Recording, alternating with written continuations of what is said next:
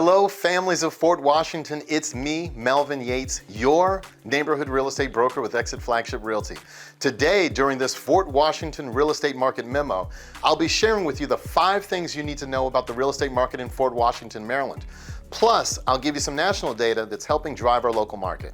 Now, my office has over 160 dynamic agents serving clients like you in DC, Maryland, and Virginia, and we would love to help you put a real estate game plan together. Now, over the last 12 months, the average sales price in Fort Washington has increased by 17.9% to $412,500.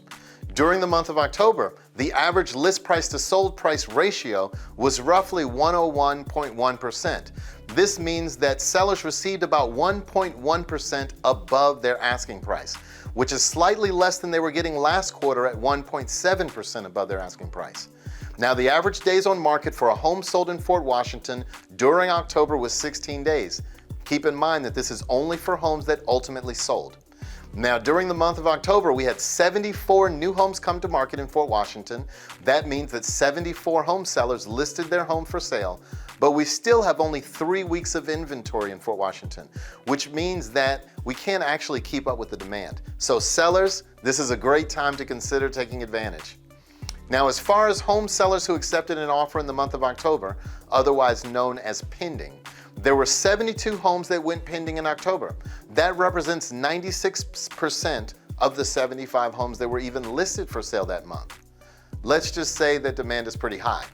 Now, for my buyers out there, remember that there's still homes for sale.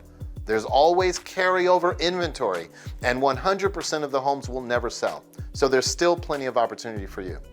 Now, there were 74 homes that sold in the month of October in all of Fort Washington. That's up 2.8% over last month and 4.2% over last year this time. The year-to-date sold homes in Fort Washington, January through October of this year, is 682 homes. That's a 15.4% increase over the year-to-date for the same period last year.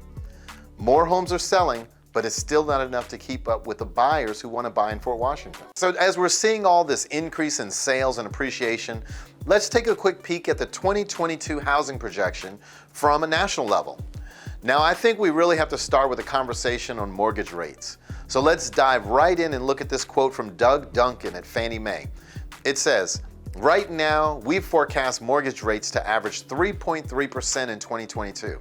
which, though slightly higher than 2020 and 2021, by historical standards remains extremely low and supportive of mortgage demand and affordability."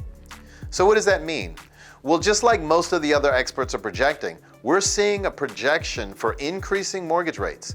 We've seen that even over the past few weeks, as mortgage rates on average ticked up above 3%. So as mortgage rates rise, it will cost more to purchase a home, and that's exactly what we've been talking about with home affordability. Mortgage rates, prices, and wages are the 3 levers for affordability. So if mortgage rates are projected to rise, it will cost more. But the great context here, and that I love about this quote, is the piece about the historical standards. If mortgage rates are ticking up a little bit, it will cost a little more, but they will remain historically low based on projections, and that will support affordability. So that's not only great news for sellers, it's great news for buyers. However, if you are a buyer in this market, you need to understand that you should purchase before mortgage rates rise even higher. So let's take a look at what the mortgage rate data looks like. Now, this is data from Freddie Mac, and it's average mortgage rates going all the way back to 2018.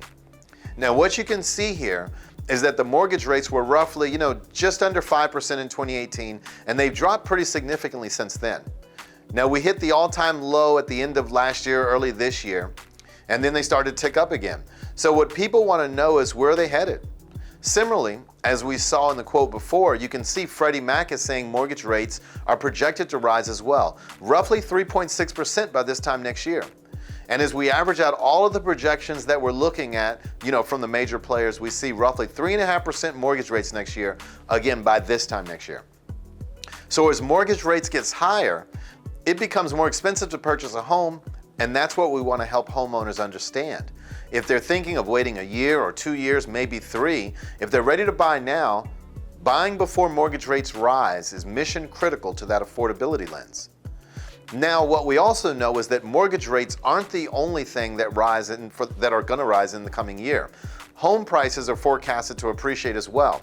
So what you're looking at here is the home price ratio, or rather home price forecast for 2022. And as we look at it, 6 or so major players that we follow, industry experts, they're averaging out to about 5.1% appreciation next year. Now, what does that mean?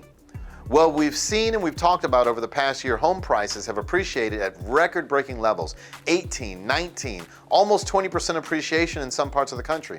So next year, the forecast is showing continued appreciation, but at a slower or more moderate rate. And you've heard us use the term deceleration. And that's really important to be able to communicate, is that home prices are expected to continue rising, but at that decelerated rate, which means slower or more moderate.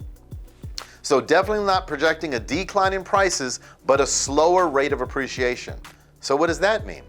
That means that it's going to get more expensive to purchase a home, and we want buyers to be able to purchase before home prices rise, but what are they projected to continue appreciating? Or why? That's because inventory is still a big challenge. It's still a major question as we look at, the supply and demand conversation, that we've had over and over again. Supply is low, demand is high, and that's going to naturally make prices rise. And so what we see in that inventory situation is that it won't be solved overnight. We still have an inventory challenge next year, but we'll likely have some softening because builders are coming back strong, they're building more homes, and we anticipate more sellers to feel less pressure coming out of the pandemic and may be more interested in selling their homes. So going back into the market if they've held off for some reason. Now there's a variety of factors that as more homes come to the market, home price appreciation will ease a bit, but continue to rise because the inventory situation certainly hasn't been fixed and won't get fixed overnight. Now, what does that mean for buyers? Of course, buy before prices and mortgage rates rise to maintain that affordability. But what does it mean for sellers? It means that home equity will continue rising, and that's a huge factor. Now, we've talked about record-breaking equity over the past year as well, and equity will continue rising as the home prices rise. So what do we want to make sure that homeowners know is that if they're thinking about making a move 2 or 3 years down the road, maybe even sometime next year, doing that before prices rise will help them leverage that equity, making that move up or that downsize, whatever it is they're looking for, while they can still lock in that low rate and take advantage of the current home price appreciation.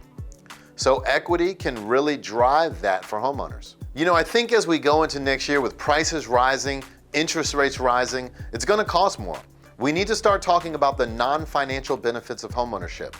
I want to talk about that for just a couple of minutes and give you the latest information of what's happening in that area, because I think we're seeing a different trend than what we saw previously in this country. And I do want to highlight that for you. But I want to start here. Don Layton from Harvard University says, homeownership is regarded as causing an improvement in the quality of life of a typical family. It is the most common method for such a family to build wealth. That can be used for retirement, other needs, including helping the next generation.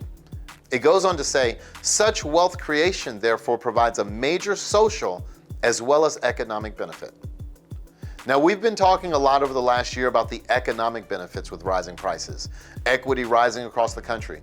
But let's start to talk about the non-financial benefit and what that's looked like coming, over the last year and a half across this country. Unison just did a report on the state of the American homeowner. The 2021 State of the American Homeowner said this: 64% of American homeowners say living through a pandemic has made their home more important to them than ever.